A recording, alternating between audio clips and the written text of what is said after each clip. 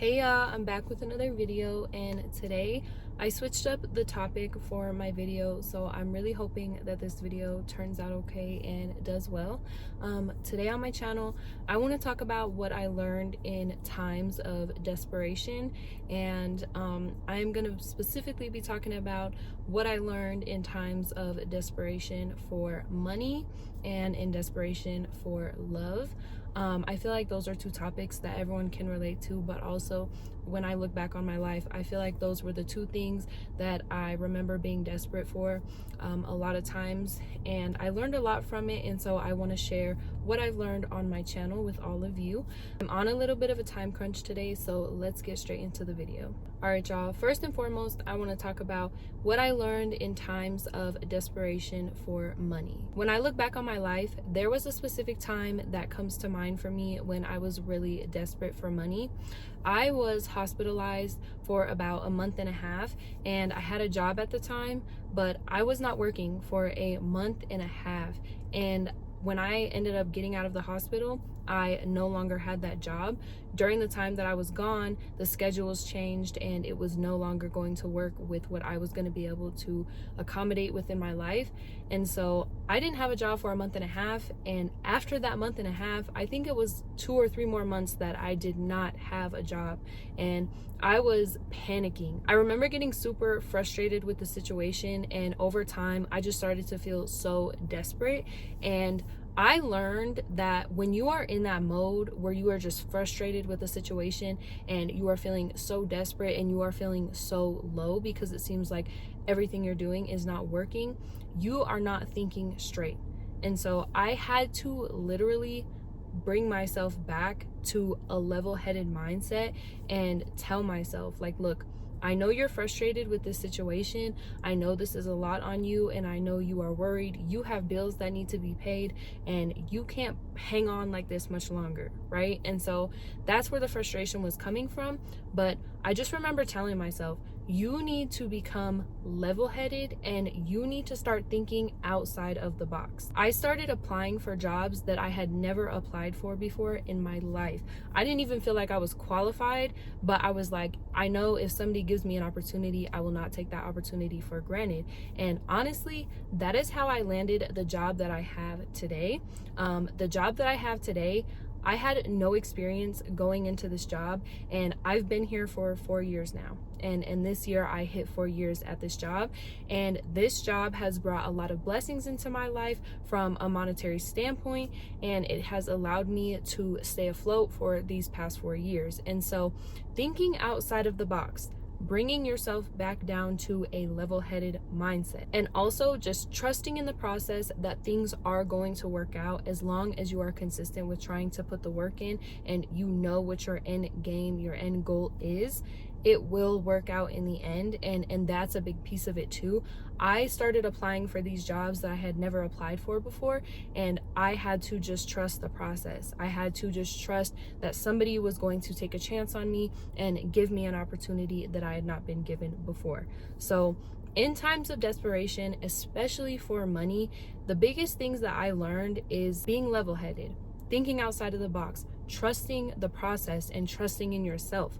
How many things have you survived that you felt like, I'm not going to survive this, I'm not going to come out on the other side of this? And you did. You came out on the other side of that. And when you were in it, like when I was in it for 4 months, not working and not having any income, it was so depressing, and it was really bringing me to my lowest point, and I'll never forget it. It was a big change for me. It was a good lesson. It was a good life lesson that I learned.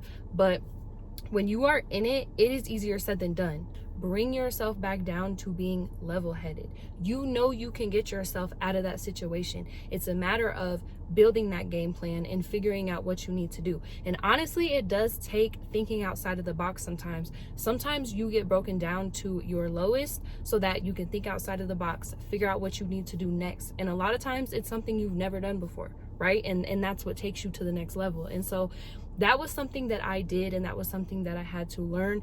And 4 years later, it has really, really worked out for me, and I'm able to do a lot of things that I couldn't have even imagined that I would be able to do back then when I was without a job for 4 months. So when you are in desperation, be level-headed, Make sure you are not panicking. Think outside of the box. Take a chance on something that you have not taken a chance on before, and trust and believe in yourself, and trust and believe that it is all going to work out in the end for you, because without that trust, without that belief, the doubt is going to settle in. The depression is going to settle in. So those are super important when you are in a time of desperation, especially for money. The next thing that I want to talk about is being in desperation for love and connection. Speaking for myself and from my experience, I think my desperation for love came from a lack of love and connection within my household, and also just I wanted to escape the trauma and the problems and all the drama that was going on in my life.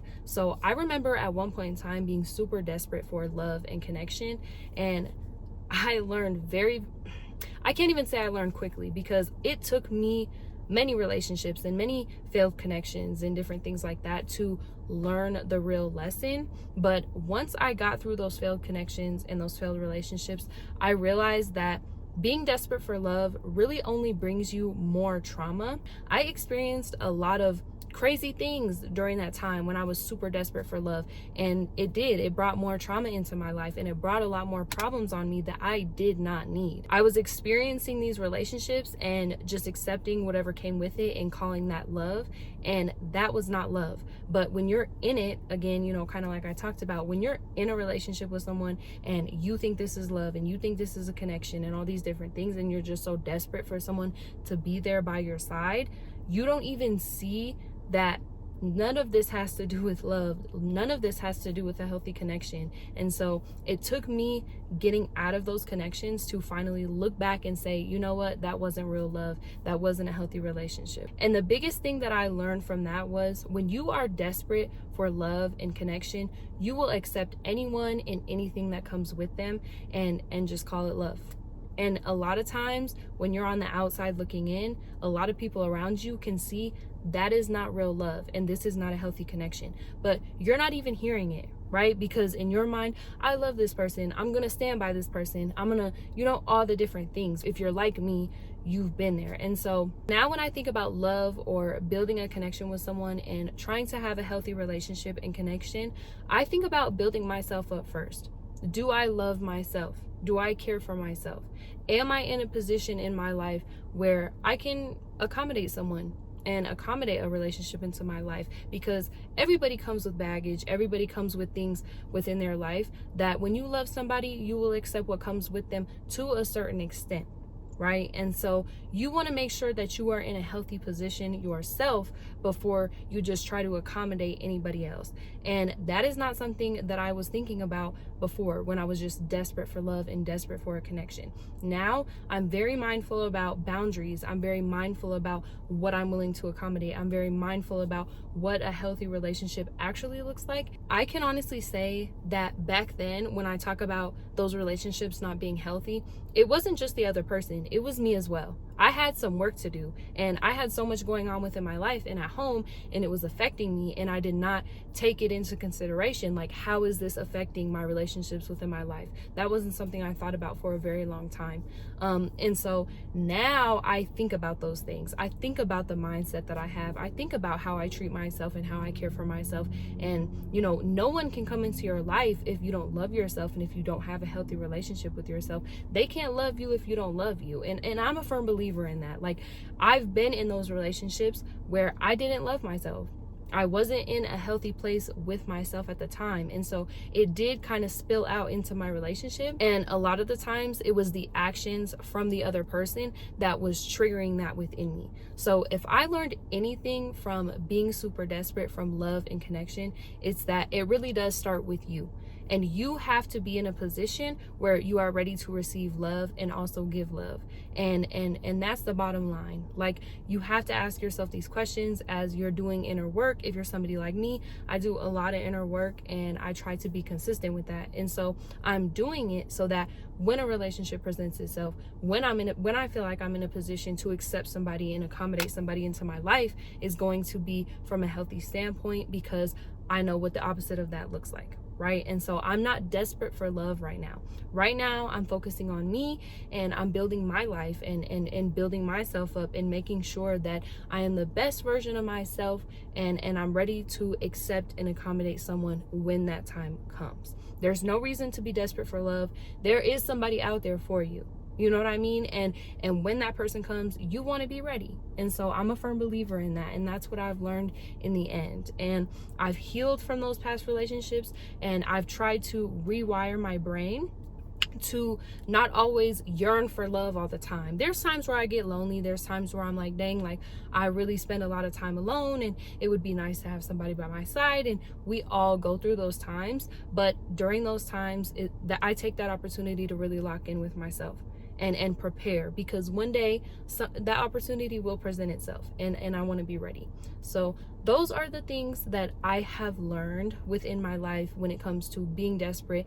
And I feel like money and love, those are two really, really good topics to address, because we all go through times where we need money, we want money, we're trying to level up, you know, we all go through that. And then as far as just wanting love and wanting a connection, we all go through that as well. So I felt like these were two really good examples to use for this video today.